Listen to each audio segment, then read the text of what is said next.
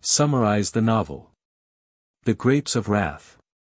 Author, John Steinbeck. Chapter 1, Background and the Start of the Journey. The novel opens in Oklahoma during the Great Depression, 1930s, when the Dust Bowl storms ravaged farmland, turning green plains into barren deserts, plunging thousands of farmers like the Joad family into dire poverty, homelessness, and despair. Ma Joad, the central character, is released after 4 years in prison for manslaughter in a self-defense incident at a bar.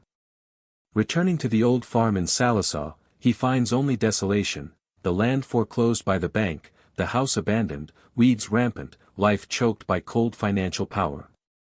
The Joad family, Ma and Pa, elderly grandpa and grandma, quiet Uncle John, siblings Noah, car-loving Al, pregnant Rose of Sharon, and young Ruthie and Winfield, are forced to abandon their homeland.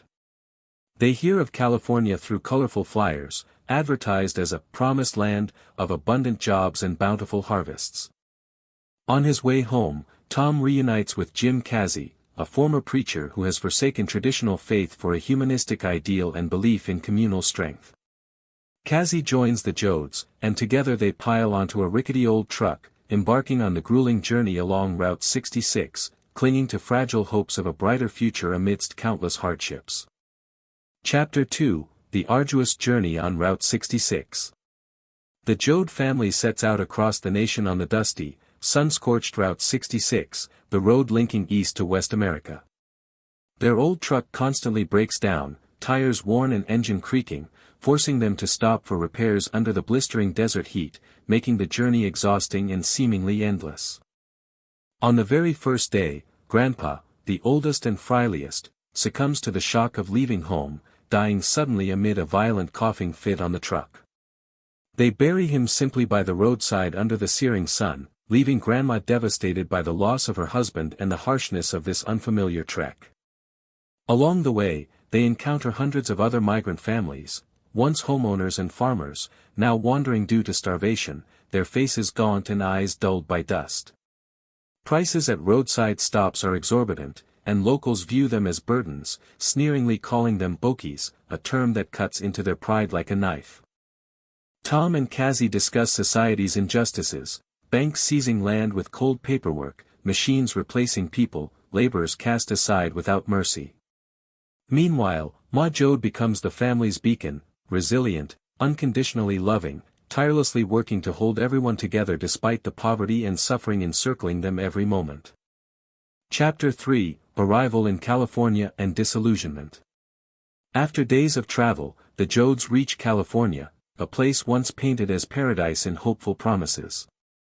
But the reality is stark, makeshift camps called Hoovervilles, where thousands of migrants crowd in squalor, their tents tattered, living in filth and despair amid muddy grounds. Locals don't welcome them, their faces stern, eyes scornful. Okies now symbolize nuisance, shunned as outsiders. Police harass them with batons and guns, while farm owners exploit the labor surplus, paying pitiful wages that barely sustain life, making job prospects as thin as a thread. At one Hooverville, Tom and Cassie see children gaunt from hunger, their sunken eyes haunting, adults scrambling for scraps from trash bins. Cassie, driven by a belief in justice, urges workers to unite against exploitation, emerging as a moral voice amid the mire of forsaken souls.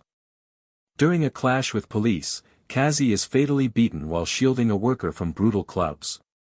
Tom, in a blaze of rage, kills an officer in self-defense with a lethal blow, forcing the family to flee the camp in panic and grief, as their dream of a promised land crumbles before their eyes.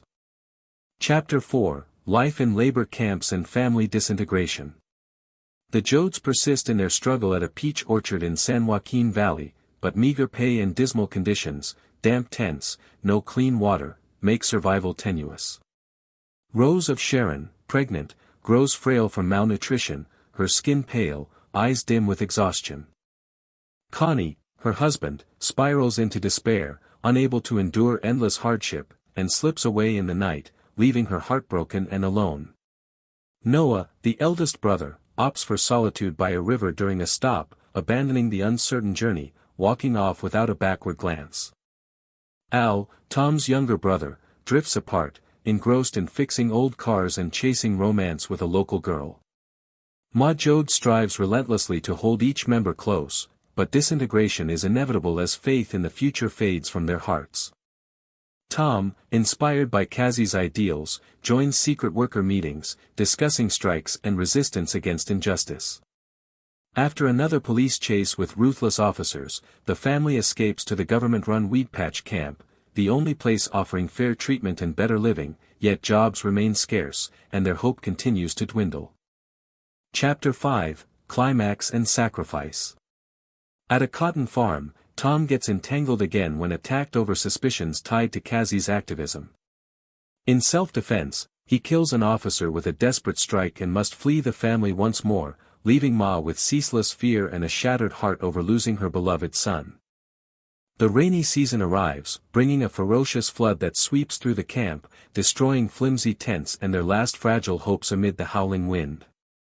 Rose of Sharon gives birth prematurely in the deluge, but the baby doesn't survive. A crushing loss weighs on her in the silent desolation of a young mother.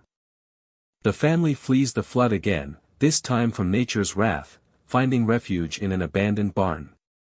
There, they meet a gaunt boy and his dying father, eyes hollow from starvation, barely clinging to life amid the relentless storm. In a profound and moving act amid utter darkness, Rose of Sharon, despite her own loss, offers her milk to save the stranger's life. Wordless, her gesture radiates hope, embodying compassion that transcends personal tragedy in a moment of selfless humanity. Chapter 6, Meaning and Open Ending. The novel closes with the Joad family fragmented amid flood and famine, yet a flicker of defiance persists in the hearts of those remaining amid the devastation. Before departing, Tom vows to Ma he'll follow Kazi's path, fighting for justice, for the downtrodden, becoming part of an enduring, communal soul. The open ending leaves much to ponder. Where will they go amid the flood and enduring poverty? Is there hope for millions like them in an unjust society? Steinbeck offers no answers, letting readers feel the harshness of a system prizing profit over people. Through the Joad's journey, Steinbeck portrays the power of kinship, resilience in adversity, and profound humanity.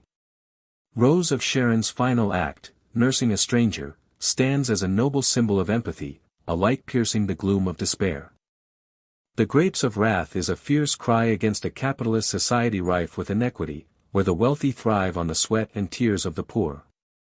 It's a call for unity, humanity, and change, leaving a lasting echo of justice, faith, and the inner strength of humanity against a cruel fate.